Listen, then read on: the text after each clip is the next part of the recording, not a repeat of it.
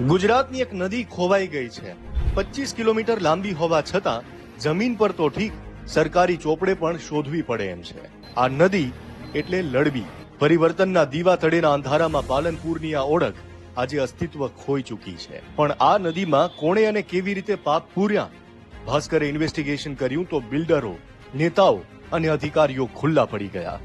અમારી ટીમ સૌથી પહેલા લડબીના ઉદ્ગમ સ્થાન કરજોડા સદરપુર ગામ પહોંચી. સરકારી રેકર્ડ પ્રમાણે આ મહાદેવ મંદિર પાસેથી નદીનું વહેણ શરૂ થાય છે. અહીંયા વર્ષો પહેલા કેવડિયાના બગીચા હતા અને ત્યાં જ લડબી નદીનું ઉદ્ગમ સ્થાન સરકારી રેકર્ડ પ્રમાણે કહેવામાં આવી રહ્યું છે.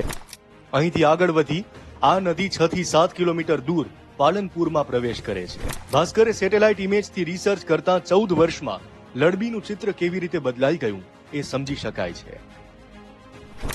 શંકુ ટિપ્પણ પ્રમાણે અહીં નદીની પહોળાઈ 15 મીટર આસપાસ હોવાનું સરકારી રેકર્ડ કહી રહ્યા છે. અહીંથી આગળ તો આ નદી રીતસર બોક્સમાં સમાઈ ગઈ. ભાસ્કર રિપોર્ટરે અંદર જવાનો પ્રયત્ન કર્યો પણ માટી ભીની હોવાથી શક્ય ન બન્યું. મારી પાછળ જે તમને આરસીસી બોક્સ દેખાય છે એ લડબી નદીને જવા માટેનો રસ્તો છે, જ્યારે એની ઉપર જ મોટું બાંધકામ થયું છે. ખરો ખેલ હવે શરૂ થાય છે. એક તરફ મેડીપોલીસ હોસ્પિટલ અને બીજી બાજુ બ્રાઇટ તુલિપ્સ ઇન્ટરનેશનલ સ્કૂલ. આ બંને બાંધકામો વચ્ચે જાણે લડબીને દબાવવાની હરીફાઈ ચાલી રહી છે.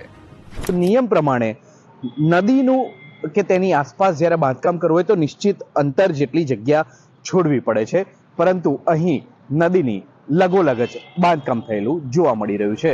ક્યાંક સોસાયટીના પાકા રસ્તાઓ બની ગયા તો ક્યાંક આરસીસીથી ઢાંકીને વહેણ જ બદલાવી નંખાયું.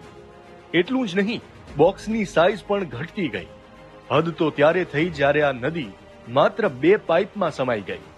તો આસપાસ જે કમ્પાઉન્ડ વોલ દેખાય છે એ વૃદ્ધાશ્રમની હોવાનો દાવો કરવામાં આવી રહ્યો છે. એટલે અહીંયા નદીનો કોઈ પણ પ્રકારનો ધડો જોવા નથી મળી રહ્યો. જો કે આ કરામત રાતોરાત નથી થઈ. આ માટે કેટલાય નિયમો, શરતો અને ડોક્યુમેન્ટ્સમાં ગોલમાલ કરવામાં આવી છે. GDCR નો નિયમ છે કે નદી આખો વિડિયો જોવા માટે ડાઉનલોડ કરો દિવ્ય ભાસ્કર એપ.